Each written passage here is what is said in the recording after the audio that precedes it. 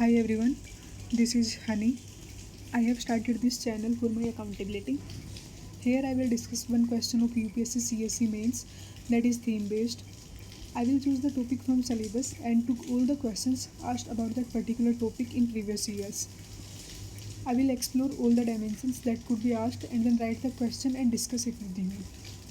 So today is day 1 of my accountability and the topic that I have chosen is Citizens Charter, which is part of both GS2 governance and GS4 ethics paper.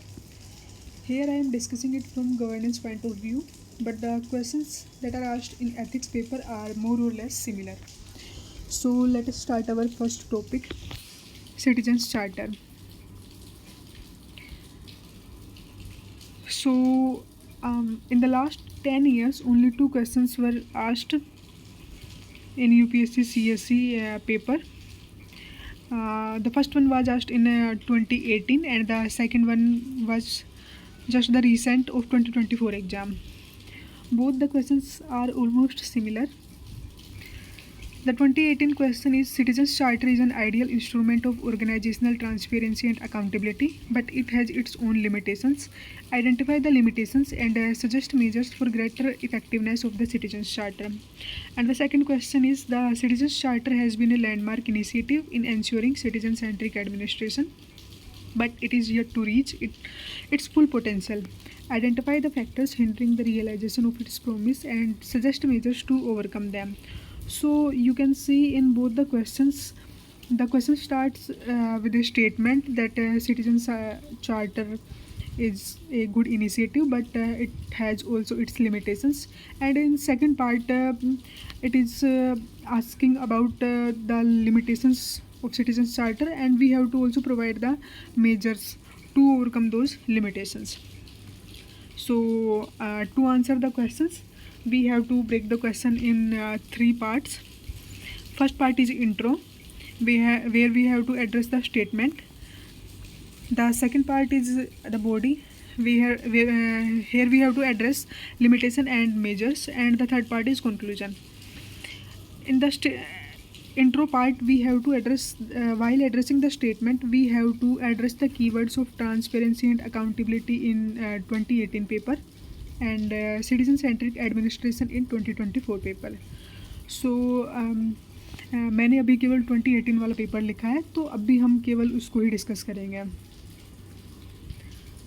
So the question that is written by me is hair.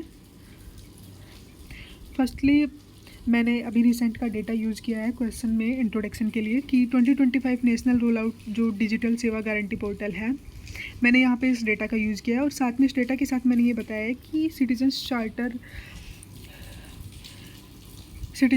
Citizen administration के लिए है, लेकिन इसके कुछ limitations भी हैं. अब हमारे क्वेश्चन में यहाँ पे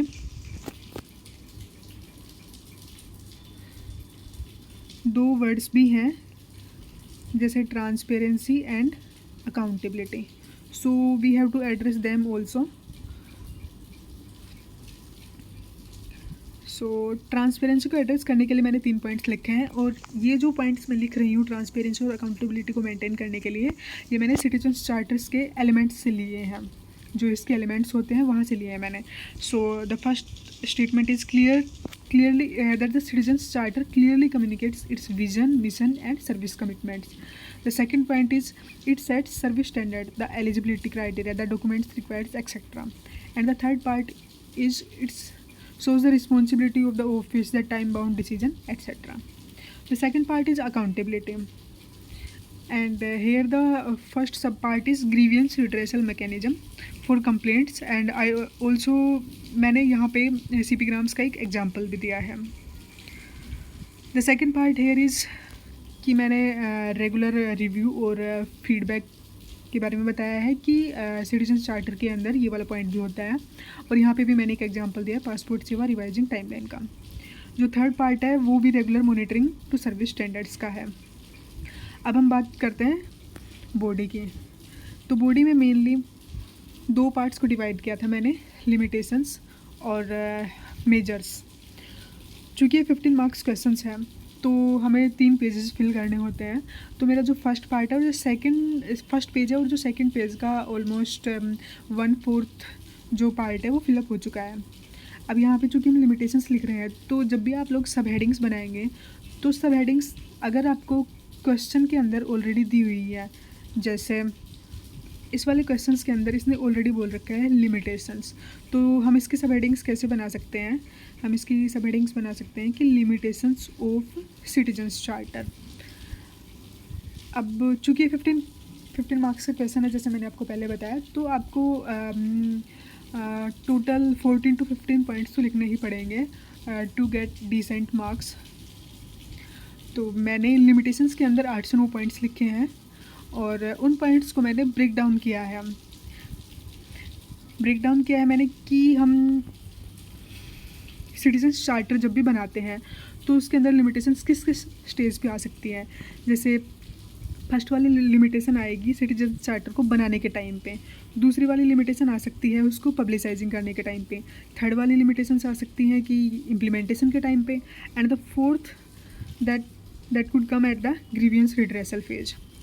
तो मेकिंग वाले फेज़ में क्या प्रॉब्लम आ सकती है कि जो सिटीजन चार्टर बनाया जाता है वो टॉप डाउन अप्रोच में बनाया जाता है और जो लोअर स्टाफ होता है उससे कोई कंसल्टेशन नहीं ली जाती है।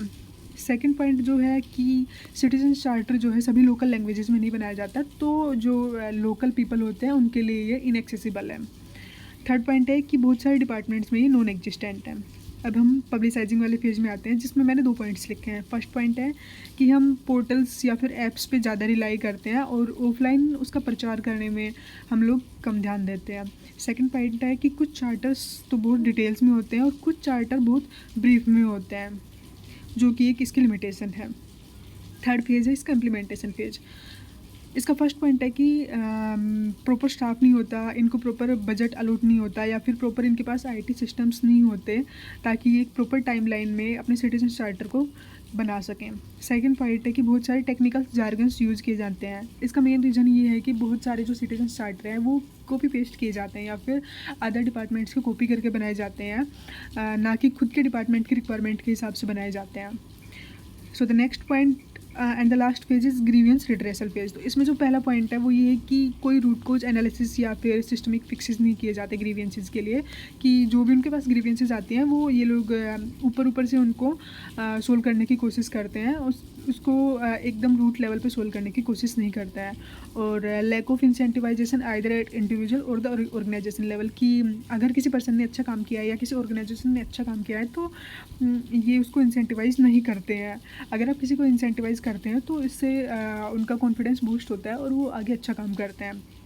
तो मैंने टोटल 9 पॉइंट्स लिखे हैं लिमिटेशंस के अंदर। अब हम इसके मेजर्स की बात करेंगे कि हम क्या मेजर्स उठा सकते हैं या फिर क्या क्या कर सकते हैं इसके ग्रेटर इफेक्टिवनेस के लिए। तो यहाँ पे आप देख सकते हैं कि मैंने जो सब हेडिंग बनाई है वो वापस से वही क्वेश्चन से ही उठाई है कि मेजर्स फॉर ग्रेटर इफेक्टिवनेस। यहाँ पे आप इफेक्टिवनेस के बाद सिटीजन चार्टर भी डाल सकते हैं।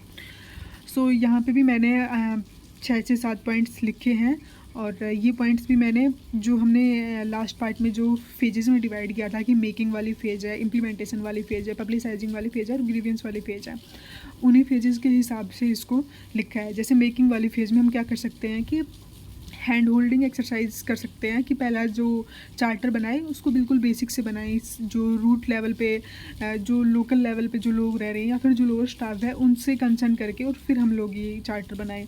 दूसरा है कि कंसर्टेड एफर्ट्स लगाए जाने चाहिए टू जनरेट अवेयरनेस, कि लोगों में बहुत सारे लोग हैं जिनको पता नहीं होता है कि सिटीजन चार्टर क्या है और इसका क्या यूज़ हो सकता है, तो हम लोग उसके लिए एफर्ट्स लगा सकते हैं कि ताकि लोगों में अवेयरनेस आए। फिर हम लोग परसिस्टेंट एफर्ट्स कर सकते हैं to bring out attitudinal changes public services, की बहुत सारे जो पब्लिक सर्वेंट हैं जिनको कि इन्फॉर्मेशन वो प्रोवाइड करवानी होती है तो उनमें एक ब्यूरोक्रेटिक माइंडसेट होता है कि काम ना करने का या फिर काम को एक ढीले ढंग से करने का, तो वहाँ पे हम लोग एटीट्यूड चेंज ला सकते हैं। और जो भी सिटीजन चार्टर हैं उनको हम वर्नाकुलर लैंग्वेजेस में बना सकते हैं या फिर इंग्लिश लैंग्वेज में भी बना सकते हैं। वर्नाकुलर में इसलिए ताकि जो वहाँ के लोकल लोग हैं उन तक भी वो इजीली एक्सेसिबल हो सकें। And the fifth point is कि हम लोग टाइमलाइन डिसाइड कर दें पब्लिक सर्विस गारंटी के साथ कि अगर कंपनसेशन डिले होगा तो फिर अगर इस एक्ट को इम्प्लीमेंट करने में या फिर लोगों को फैसिलिटीज़ प्रोवाइड करवाने में डिले हो रहा है तो उनको कंपनसेशन प्रोवाइड किया जाएगा। And the last point is कि showcasing and replicating best practices, कि अगर किसी इंडिविजुअल ने या फिर ऑर्गेनाइजेशन ने कोई अच्छा काम किया है तो हम उसको शोकेस करने की कोशिश करेंगे या फिर रेप्लिकेट करने की कोशिश करेंगे। तो यहाँ पे मेरा बॉडी वाला पार्ट ख़त्म होता है। अब लास्ट पार्ट जो है मैंने कंक्लूजन लिखा है। तो कंक्लूजन चूँकि हम लोग ऑलरेडी इसके मेजर्स दे चुके थे जो कि एक तरीके से वे फॉरवर्ड ही होता है, तो मैंने यहाँ पे कंक्लूजन के अंदर जो वे फॉरवर्ड है उसी को बेसिकली थोड़ा सा समअप करने की कोशिश की है। तो मेरा कंक्लूजन है, by adopting the principles of the Sevottam model as recommended by ARC2, the citizens charter can evolve into a more effective instrument for ensuring transparency and accountability. So आज का जो है हमारा फर्स्ट क्वेश्चन कंप्लीट होता है। अगर आप लोगों को कोई भी इनपुट देना चाहते हो तो आप कमेंट बॉक्स में दे सकते हो, और नेक्स्ट वीडियो में हम उन पॉइंट्स को डिस्कस भी करेंगे। और अगर आपने वीडियो को लाइक किया है तो उसको शेयर, सब्सक्राइब और कमेंट ज़रूर करें। Thank you so much.